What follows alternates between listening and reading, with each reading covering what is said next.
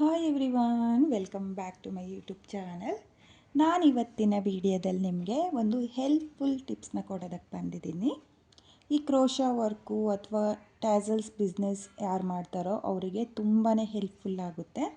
ಈ online orders ತಗೊಳ್ತಾರಲ್ಲ ಅಂಥವರಿಗೆ ಈ ವಿಡಿಯೋ ಎಲ್ಲೂ ಸ್ಕಿಪ್ ಮಾಡ್ದಲೇ ನೋಡಿ. ನಿಮ್ಮ ಕಸ್ಟಮರ್ ಯಾರಾದರೂ ದೂರ ಇದ್ದು ಅವ್ರ ಸೀರೆಗೆ ಟ್ಯಾಸಲ್ಸ್ ಬೇಕು ಅಂತ ನಿಮಗೆ ಆರ್ಡರ್ ಮಾಡ್ತಾರೆ. ಅಂದರೆ ನಾವು ಸೀರೆ ಕಳ್ಸೋಕ್ಕಾಗಲ್ಲ, ಕೊರಿಯರ್ ಮಾಡುವಾಗ ಸೀರೆ ಏನಾದರೂ ಆದರೆ ನಮ್ಗೆ ಪ್ರಾಬ್ಲಮ್ ಆಗುತ್ತೆ, ಕಾಸ್ಟ್ಲಿ ಸೀರೆ ಇರುತ್ತೆ, ನಾವು ಕಳಿಸಲ್ಲ, ನಮಗಾದರೆ ನಿಮ್ಮ ಹತ್ರನೇ ನನಗೆ ಟ್ಯಾಸಲ್ಸ್ಗಳು ಬೇಕು ಅಂತ ಯಾರಾದರೂ ಹೇಳಿದರೆ ನೀವು ಈ ರೀತಿಯಾಗಿ ಫಾಲೋ ಮಾಡಿಕೊಂಡು ಅವರಿಗೆ ಕುಚ್ಚು ಡಿಸೈನ್ನ ಅಥವಾ ಕ್ರೋಶಾ ಡಿಸೈನ್ನ ಮಾಡಿಕೊಡ್ಬೋದು. ನನ್ನ ವಿಡಿಯೋನ ಯಾರು ನೋಡ್ತಾ ಇದ್ದೀರೋ ನನ್ನ ಚಾನಲ್ನ ಸಬ್ಸ್ಕ್ರೈಬ್ ಮಾಡ್ದಲೇ ನೋಡ್ತಾ ಇದ್ದರೆ ನನ್ನ ಚಾನಲ್ನ ಸಬ್ಸ್ಕ್ರೈಬ್ ಮಾಡ್ಕೊಳ್ಳಿ. ಹಾಗೆ ನನ್ನ ವಿಡಿಯೋಗೆ ಒಂದು ಲೈಕ್ನ ಕೊಡೋದನ್ನು ಮಾತ್ರ ಮರಿಬೇಡಿ. ಹಾಗೆ ನನಗೂ ಅಷ್ಟೇ ಒಬ್ಬರು ಕಸ್ಟಮರು ನನಗೆ ಆನ್ಲೈನಲ್ಲಿ ಕುಚ್ಚು ಆರ್ಡರ್ನ ಕೊಟ್ಟಿದ್ದರು. ನನಗೊಂದು 6 ಸೀರೆ ಅವರು ಕುಚ್ಚು ಆರ್ಡರ್ನ ಕೊಟ್ಟಿದ್ದಾರೆ. 2 ಕ್ರೋಶಾ ವರ್ಕು ಹಾಗೆ 4 ಬೇಬಿ ಕುಚ್ಚುಗಳನ್ನ ನನಗೆ ಆರ್ಡರ್ ಕೊಟ್ಟಿದ್ದರು. ನಿಮಗೂ ಅಷ್ಟೇ ಯಾರಾದರೂ ಕಸ್ಟಮರು ದೂರ ಇದ್ದು ನಮಗೆ ನಿಮ್ಮ ಬಳಿನೇ ಅಂದರೆ ನಿಮ್ಮ ಹತ್ರನೇ ನನಗೆ ಕುಚ್ಚು ಬೇಕು ಅಂತ ಹೇಳಿದರೆ ನೀವು ಈ ರೀತಿಯಾಗಿ ನೋಡ್ಕೊಳ್ಳಿ. ನಾನಿಲ್ಲಿ ಮೊದಲಿಗೆ ಸಿಂಥೆಟಿಕ್ ಬಟ್ಟೆನ ತಗೊಂಡಿದ್ದೀನಿ. ನೋಡಿ, ಸಿಂಥೆಟಿಕ್ ಬಟ್ಟೆನ ತಗೊಂಡಿದ್ದೀನಿ.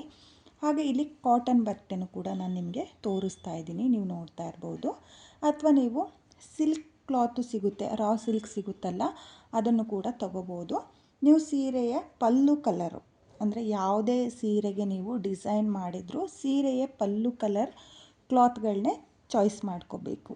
ಯಾಕಂದರೆ ಅದು ಪಲ್ಲುಗೆ ಸ್ಟಿಚ್ ಮಾಡಬೇಕಾದ್ರೆ ಅದು ಎದ್ದು ಹೊಡೆಯಲ್ಲ, ಅಂದರೆ ಕಾಂಬಿನೇಷನ್ ಚೇಂಜ್ ಆಗಲ್ಲ. ಹಾಗೆ ನಿಮಗೆ ಆರ್ಡರ್ ಕೊಡಬೇಕಾದ್ರೆ ನೀವು ಹೇಳಿಬಿಡಿ ಅವ್ರಿಗೆ.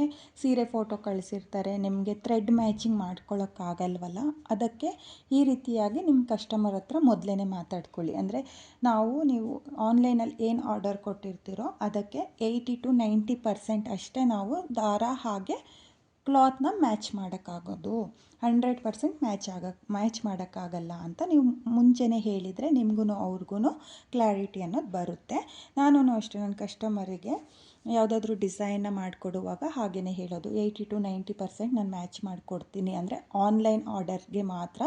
ಸೀರೆ ಡೈರೆಕ್ಟಾಗಿ ಕಳಿಸಿದ್ರೆ ಸೀರೆ ಮ್ಯಾಚಿಂಗ್ ನೋಡ್ಕೊಳ್ಬೋದು. ಅಂದರೆ ಡೈರೆಕ್ಟಾಗಿ ಸೀರೆ ನಮ್ಮ ಹತ್ರನೇ ಇರುತ್ತಲ್ಲ, ಥ್ರೆಡ್ಗಳನ್ನ ನೀಟಾಗಿ ಅಂದರೆ ಅದಕ್ಕೆ ಯಾವ ಥ್ರೆಡ್ ಬೇಕಾಗುತ್ತೋ ಅಂತೇಳ್ಬಿಟ್ಟು ನೋಡಿಕೊಂಡು ನಾವು ಮ್ಯಾಚ್ ಮಾಡ್ಕೋಬೋದು. ಸೀರೆ ಫೋಟೋ ಕಳಿಸಿದ್ರೆ ಫೋಟೋದಲ್ಲಿ ಬೇರೆ ರೀತಿ ಕಾಣಿಸುತ್ತೆ, ನಾವು ಥ್ರೆಡ್ ಮ್ಯಾಚು ಅಷ್ಟು ಪರ್ಫೆಕ್ಟಾಗಿ ಮಾಡೋಕ್ಕಾಗಲ್ಲ. ಹಾಗಾಗಿ ನಿಮ್ಮ ಕಸ್ಟಮರ್ ಹತ್ರ ನೀವು ಒಂದು 80 to 90% ನಾವು ನಿಮ್ಮ ಸೀರೆಗೆ ಥ್ರೆಡ್ನ ಮ್ಯಾಚ್ ಮಾಡ್ಬೋದು ಅಂತ ಮೊದಲೇ ತಿಳಿಸ್ಬಿಡಿ. ಹಾಗೆ ನನ್ನ ಕಸ್ಟಮರು 6 ಸೀರೆನ ನನಗೆ ಕಳಿಸಿದ್ರು, ಆನ್ಲೈನಲ್ಲಿ ಫೋಟೋ ಕಳಿಸಿದ್ರು. ಅದಕ್ಕೆ ನಾನು ಈ ರೀತಿಯಾಗಿ ಡಿಸೈನ್ನ ಮಾಡ್ಕೊಳ್ತಾ ಇದ್ದೀನಿ. ನೀವು ನೋಡ್ತಾ ಇರ್ಬೋದು ಸೀರೆಗಳನ್ನೂ ಸಹ. ಒಂದು ಪಿಂಕ್ ಕಲರ್ನಲ್ಲಿದೆ, ಲೀಚ್ ಕಲರ್, ಹಾಗೆ ಡಾರ್ಕ್ ಬ್ರೌನ್ ಕಲರು, ಬ್ಲೂ, ಹಾಗೆ ಡಾರ್ಕ್ ಗ್ರೇ, ಹಾಗೆ ರೆಡ್ ಕಲರ್ನಲ್ಲಿದೆ. ನನಗೆ 4 ಬೇಬಿ ಟ್ಯಾಸಲ್ಸು ಹಾಗೆ 2 ಕ್ರೋಶಾ ವರ್ಕ್ನ ಅವ್ರು ಆರ್ಡ್ರ್ ಕೊಟ್ಟಿದ್ದರು. ಹಾಗಾಗಿ ನಾನು ಇವತ್ತಿನ ವಿಡಿಯೋ ನಿಮಗೂ ಕೂಡ ಹೆಲ್ಪ್ ಆಗುತ್ತೆ ಅಂತೇಳ್ಬಿಟ್ಟು ನಿಮ್ಮ ಜೊತೆ ನಾನು ವಿಡಿಯೋನ ಶೇರ್ ಮಾಡ್ಕೊಳ್ತಾ ಇದ್ದೀನಿ. ನೀವು ನಿಮ್ಮ ಕಸ್ಟಮರ್ ಹತ್ರ ಸೀರೆಯ ಪಲ್ಲು ಮೆಜರ್ಮೆಂಟ್ ತಗೊಳ್ಳಿ. ಅಂದರೆ ಅವ್ರ ಹತ್ರ ಕೇಳ್ಕೊಳ್ಳಿ, ನಿಮ್ಮ ಸೀರೆ ಪಲ್ಲು ಎಷ್ಟಿದೆ ಅಂತ ಹೇಳ್ಬಿಟ್ಟು ಕೇಳ್ಕೊಂಡ್ರೆ ಅವರು ಹೇಳ್ತಾರೆ ಇಷ್ಟು ಇಂಚಸ್ ಇದೆ ಪಲ್ಲು ಅಂತ ಹೇಳ್ತಾರೆ. ನೀವು ಪಲ್ಲು ಮೆಜರ್ಮೆಂಟ್ ನೋಡ್ಕೊಳ್ಳಿ. ನನ್ನ ಕಸ್ಟಮರು 45 ಇಂಚಸ್ ಇದೆ, ಅಂದರೆ ಏನು ಸ್ಯಾರಿ ಆರ್ಡರ್ ಕೊಟ್ಟಿದ್ದಾರೋ ಆ ಎಲ್ಲ ಸ್ಯಾರಿನೂ 45 ಇಂಚಸ್ ಇದೆ. ನನಗೆ ಒಟ್ಟು 2 ಕ್ರೋಶಾ ವರ್ಕು ಹಾಗೆ 4 ಬೇಬಿ ಕುಚ್ಚು ಬಂದಿರೋದು ಟೋಟಲ್ಲು. ನೋಡಿ, ನಾನು ಇವಾಗ ಈ ರೀತಿಯಾಗಿ ಏನು ಕ್ಲಾತ್ ಇರುತ್ತೋ ಅದನ್ನು 2 ಇಂಚಸ್ಗೆ ಮೆಜರ್ಮೆಂಟ್ ಮಾಡ್ಕೊಳ್ಳಿ. 2.5 ಇಂಚಸ್ಗೆ ಈ ರೀತಿಯಾಗಿ ಮೆಜರ್ಮೆಂಟ್ ನೋಡ್ಕೊಳ್ಳಿ. 2.5 ಇಂಚಿಗೆ ನೀವು ಕಟ್ ಮಾಡ್ಕೋಬೇಕು, ಅಥವಾ 3 ಇಂಚಸ್ ಆದರೂ ಓಕೆ ನೋಡ್ಕೊಳ್ಳಿ. 3 ಇಂಚಸ್ ಕಟ್ ಮಾಡಿಕೊಂಡು ನೀವು ಈ ರೀತಿಯಾಗಿ ಜಿಗ್ಜಾಗ್ ಮಾಡಿಸ್ಕೋಬೇಕು. ನೋಡಿ, ನಾನಿಲ್ಲಿ ಫೋಲ್ಡಲ್ಲಿ ಜಿಗ್ಜಾಗ್ ಮಾಡ್ಕೊಂಡಿದ್ದೀನಿ. ನೋಡಿ, ಈ ರೀತಿಯಾಗಿ ಫೋಲ್ಡಲ್ಲಿ ಜಿಗ್ಜಾಗ್ ಮಾಡಿಕೊಂಡ್ರೆ ನಿಮಗೆ 1.5 ಇಂಚಿಗಿಂತ 1 ಪಾಯಿಂಟ್ ಕಮ್ಮಿ ಅಷ್ಟೇ. ನೋಡಿ, 1.4 ಇಂಚಸ್ಸು ಈ ಕ್ಲಾತ್ ರೆಡಿ ಆಗುತ್ತೆ. ನೀವೂ ಅಷ್ಟೇ ಒಂದು 3 ಇಂಚಸ್ ತಗೊಳ್ಳಿ. 2.5ಇಂದ 3 ಇಂಚಸ್ ತಗೊಂಡ್ರೆ ಅದನ್ನು ಫೋಲ್ಡ್ ಎಲ್ಲ ಮಾಡಿದರೆ ನಿಮಗೆ ಕರೆಕ್ಟಾಗಿ ನಾನು ಏನು ಜಿಗ್ಜಾಗ್ ಮಾಡಿದ್ದೀನೋ ಅದೇ ರೀತಿಯಾಗಿ ನಿಮಗೆ ಬರುತ್ತೆ. ನೋಡಿ, ನಾನಿಲ್ಲಿ ಕಲರ್ ಕಾಂಬಿನೇಷನಲ್ಲಿ ಮಾಡ್ಕೊಂಡಿದ್ದೀನಿ, ನೋಡ್ತಾ ಇರ್ಬೋದು ನೋಡಿ. ಈ ರೀತಿಯಾಗಿ ಕಲರ್ ಕಾಂಬಿನೇಷನಲ್ಲಿ ನೀವು ಈ ರೀತಿಯಾಗಿ ಬಟ್ಟೆಗಳನ್ನ ಜಿಗ್ಜಾಗ್ ಮಾಡ್ಕೊಳ್ಳಿ. ಜಿಗ್ಜಾಗ್ ಮಾಡಿ ಆದಮೇಲೆ ಐರನ್ ಕೂಡ ಮಾಡ್ಕೋಬೇಕು, ಅಂದರೆ ಫೋಲ್ಡ್ ಮಾಡಿ ಜಿಗ್ಜಾಗ್ ಮಾಡಿರ್ತೀವಲ್ಲ, ಐರನ್ ಮಾಡ್ಕೊಳ್ಳಿ. ನಾನಿಲ್ಲಿ ಎಲ್ಲನೂ ಸಿಂಥೆಟಿಕ್ ಬಟ್ಟೆನೇ ತೊಗೊಂಡಿದ್ದೀನಿ. ಅವರು ಸಿಂಥೆಟಿಕಲ್ಲೇ ಮಾಡಿಕೊಡಿ, ಕಾಟನ್ ಬೇಡ ಅಂದರು. ಹಾಗಾಗಿ ನಾನಿಲ್ಲಿ ಸಿಂಥೆಟಿಕ್ ಬಟ್ಟೆನೇ ತೊಗೊಂಡಿದ್ದೀನಿ. ಎಲ್ಲನೂ ಒಂದೇ ಮೆಜರ್ಮೆಂಟಲ್ಲಿ ತೊಗೊಂಡಿದ್ದೀನಿ. ಹಾಗೆ ಇದಕ್ಕೆ ಡಿಸೈನ್ ಮಾಡಿದರೂ ಏನೂ ಆಗಲ್ಲ, ಫೋಲ್ಡ್ ಆಗಲಿ ಎಳ್ತಾಗಲಿ ಆಗಲ್ಲ. ನೀವು ಕ್ರೋಶಾ ವರ್ಕ್ ಕೂಡ ಮಾಡ್ಬೋದು, ಬೇಬಿ ಕುಚ್ಚುಗಳನ್ನೂ ಸಹ ಕಟ್ಕೋಬೋದು. ಆದರೆ ಡೈರೆಕ್ಟಾಗಿ ಬೇಬಿ ಕುಚ್ಚನ್ನ, ಅಂದರೆ ಸೂಜಿಲಿ ನೀವು ಡೈರೆಕ್ಟಾಗಿ ಬೇಬಿ ಕುಚ್ಚು ಕಟ್ತಿರಲ್ಲ, ಆ ರೀತಿಯಾಗಿ ಕಟ್ಟಕ್ಕೆ ಹೋಗಬಾರ್ದು. ಯಾಕಂದರೆ ಅದು ಹೋಲ್ ಆಗೋ ಚಾನ್ಸಸ್ ಇರುತ್ತೆ. ಮತ್ತು ಬಟ್ಟೆನೂ ಅಷ್ಟೇ, ಅವ್ರು ಸ್ಟಿಚ್ ಮಾಡಬೇಕಾದ್ರೆ ಬೇಬಿ ಕುಚ್ಚು ಮೇಲ್ಭಾಗದಲ್ಲಿ ಬರುತ್ತಲ್ಲ, ಬಟ್ಟೆ ಮೇಲ್ಭಾಗದಲ್ಲಿ ಅದೂ ಕೂಡ ಹೋಗಿಬಿಡುತ್ತೆ. ಹಾಗಾಗಿ ನೀವು ಚೈನ್ ಸ್ಟಿಚ್ನ ಮಾಡಿಕೊಂಡು ಬೇಬಿ ಕುಚ್ಚುಗಳನ್ನ ಕಟ್ಕೋಬೇಕು. ಬನ್ನಿ ಇವಾಗ ನಾನು ಒಂದನ್ನು ತೋರಿಸ್ತೀನಿ ಯಾವ ರೀತಿ ಮಾಡ್ಕೊಳ್ತೀನಿ ಅಂತ ಹೇಳಿಬಿಟ್ಟು. ನೋಡಿ, ನಾನು ಆಗಲೇ ಹೇಳಿರೋ ಥರ ನಿಮಗೆ ತೋರಿಸ್ತಾ ಇದ್ದೀನಿ ನೋಡಿ. ನನ್ನ ಕಸ್ಟಮರು ನನಗೆ 45 ಇಂಚಸ್ಸು ಪಲ್ಲು ಇದೆ ಅಂತ ಅಂದಿದ್ರು. ನನ್ನ ಮೆಜರ್ಮೆಂಟ್ ಟೇಪಲ್ಲಿ ಈ ರೀತಿಯಾಗಿ ನೋಡಿ 45 ಇಂಚಸ್ ಇಲ್ಲಿ ಬರುತ್ತೆ. ನಾನಿಲ್ಲಿ ಸ್ಟಾರ್ಟಿಂಗಲ್ಲಿ ಒಂದು 2 ಇಂಚಸ್ಸು ನೋಡಿ ಈ ರೀತಿಯಾಗಿ 2 ಇಂಚಸ್ ಬಿಟ್ಕೊಳ್ತೀನಿ. 2 ಇಂಚಸ್ ಬಿಟ್ಕೊಂಡು ನಾನು ಡಿಸೈನ್ನ ಮಾಡ್ಕೊಳ್ತೀನಿ. ನೋಡಿ, ನಾನಿಲ್ಲಿ ಮೊದಲಿಗೆ ಒಂದು ಹೋಲ್ ಮಾಡ್ಕೊಳ್ತಾ ಇದ್ದೀನಿ, ಯಾಕಂದರೆ ಗೊತ್ತಾಗಬೇಕು ಅಂತ. ನೀವು ಮಾರ್ಕ್ ಕೂಡ ಮಾಡ್ಕೋಬೋದು. ನೋಡಿ, 2 ಇಂಚಸ್ನ ಬಿಟ್ಟು ಇಲ್ಲಿಂದ ನೋಡಿ 2 ಇಂಚಸ್ ಬಿಟ್ಟಿದ್ದೀನಿ. 2 ಇಂಚಸ್ ಬಿಟ್ಟು ಇಲ್ಲಿಂದ ನಾನು ಮೆಜರ್ಮೆಂಟ್ನ ತಗೊಳ್ತಾ ಇದ್ದೀನಿ.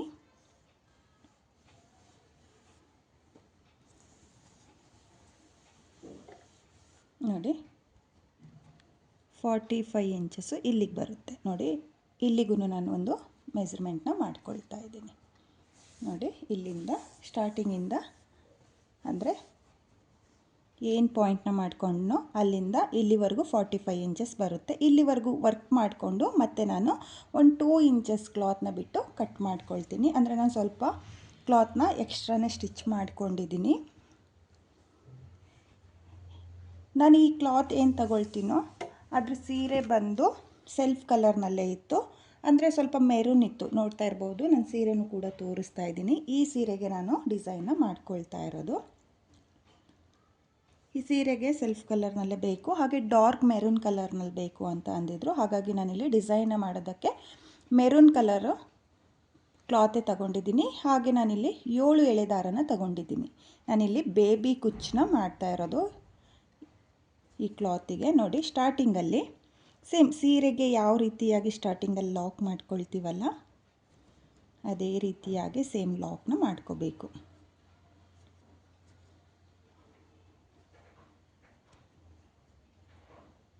ನೋಡಿ, ಈ ರೀತಿಯಾಗಿ ನಾನು ಮೊದಲಿಗೆ ನೀಡಲ್ನ ಹಾಕಿ ದಾರನ ಎಳ್ಕೊಂಡು 2 ನಾಟ್ ಅನ್ನೋದನ್ನು ಹಾಕ್ಕೊಂಡಿದ್ದೀನಿ. 2 ನಾಟ್ನ ಹಾಕಿ ಆದಮೇಲೆ ಸೇಮ್ ಪಾಯಿಂಟಿಗೆ ಮತ್ತೆ ಲಾಕ್ನ ಮಾಡ್ಕೊಳ್ತಾ ಇದ್ದೀನಿ. ನೋಡಿ, ಲಾಕ್ನ ಮಾಡಿ ಆದಮೇಲೆ ಲಾಕ್ನ ಪಕ್ಕದಲ್ಲೇ ಮತ್ತೆ ಒಂದು ಸಲ ಲಾಕ್ನ ಮಾಡ್ಕೊಳ್ತಾ ಇದ್ದೀನಿ.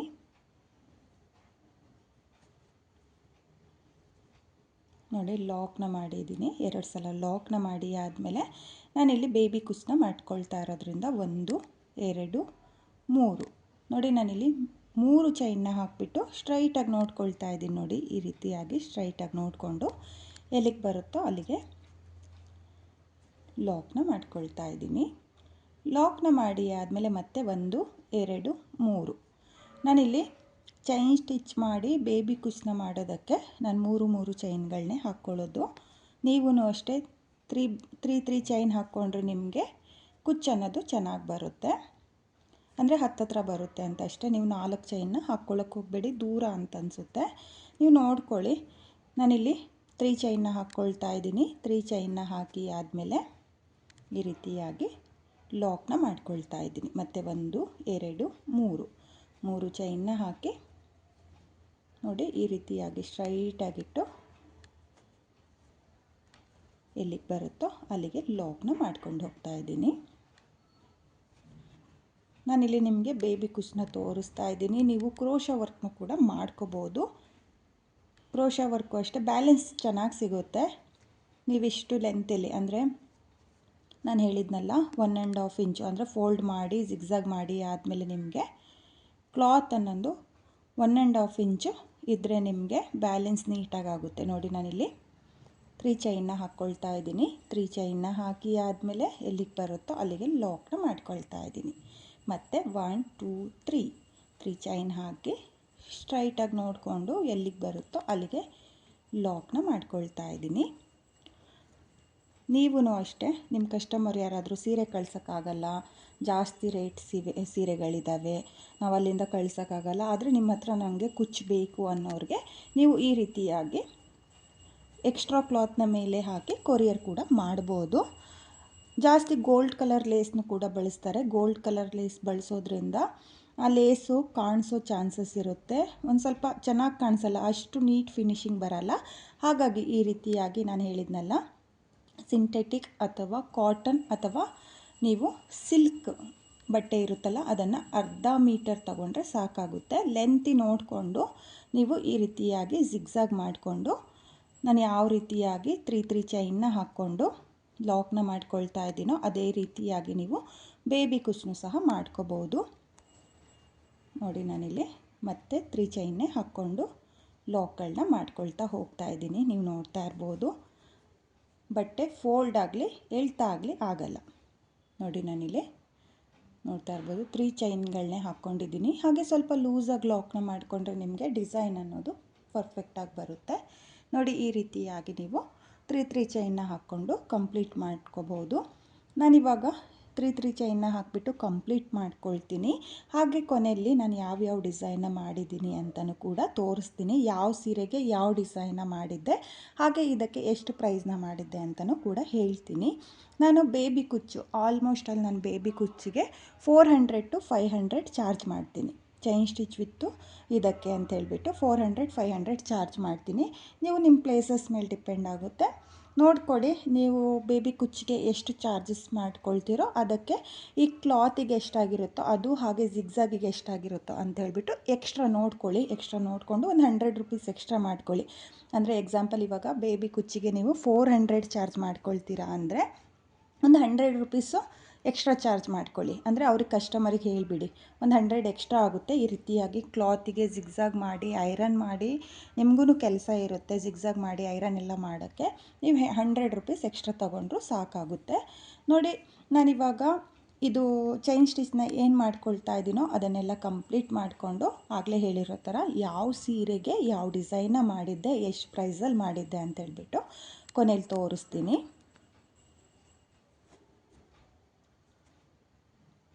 ನಾನಿಲ್ಲಿ ಎಕ್ಸ್ಟ್ರಾ ಕ್ಲಾತಿಗೆ 3 ಚೈನ್ನ ಹಾಕಿಬಿಟ್ಟು ಕಂಪ್ಲೀಟ್ ಮಾಡ್ಕೊಂಡಿದ್ನಲ್ಲ ಅದಕ್ಕೆ ಕುಚ್ಚುಗಳನ್ನೂ ಸಹ ನಿಮಗೆ ಕಟ್ಟಿ ತೋರಿಸ್ತಾ ಇದ್ದೀನಿ. ನಾನಿಲ್ಲಿ 3 ಚೈನ್ನ ಸ್ಕಿಪ್ ಮಾಡಿಬಿಟ್ಟು ನೆಕ್ಸ್ಟ್ 3 ಚೈನ್ನ ಗ್ಯಾಪಿಗೆ ಕುಚ್ಚುಗಳನ್ನ ಕಟ್ಕೊಂಡಿದ್ದೀನಿ. ಹಾಗೆ ನಾನು ಕುಚ್ಚುಗಳನ್ನ ಕಟ್ಕೊಳ್ಳೋದಕ್ಕೆ 187 ದಾರನ ತಗೊಂಡಿರೋದು. ಅದನ್ನು ಡಬಲ್ ಮಾಡಿಕೊಂಡ್ರೆ 367 ದಾರ ಆಗುತ್ತೆ.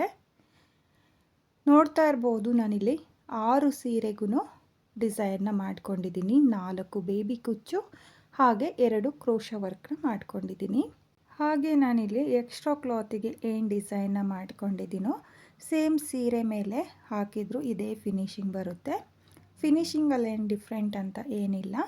ಸೀರೆ ಮೇಲೆ ನಾವು ಡೈರೆಕ್ಟಾಗಿ ಯಾವ ರೀತಿಯಾಗಿ ಹಾಕ್ತೀವೋ ಅದೇ ರೀತಿಯಾಗಿ ಎಕ್ಸ್ಟ್ರಾ ಕ್ಲಾತಿಗೆ ಮಾಡ್ಕೋಬೋದು. ಫೋಲ್ಡ್ ಆಗಲಿ ಎಳ್ತಾ ಆಗಲಿ ಏನೇ ಆಗಲ್ಲ, ತುಂಬಾ ನೀಟಾಗಿ ಬರುತ್ತೆ. ಹಾಗೆ ನೀವು ಎಕ್ಸ್ಟ್ರಾ ಕ್ಲಾತ್ನ ಐರನ್ ಮಾಡಿಬಿಟ್ಟೆ ಡಿಸೈನ್ಸ್ಗಳನ್ನ ಮಾಡ್ಕೊಳ್ಳಿ. ಸೀರೆಗೆ ಡೈರೆಕ್ಟಾಗಿ ಹಾಕ್ತೀವಲ್ಲ ಸೇಮ್ ಅದೇ ರೀತಿಯಾಗಿ ಫಿನಿಶಿಂಗ್ ಬರುತ್ತೆ.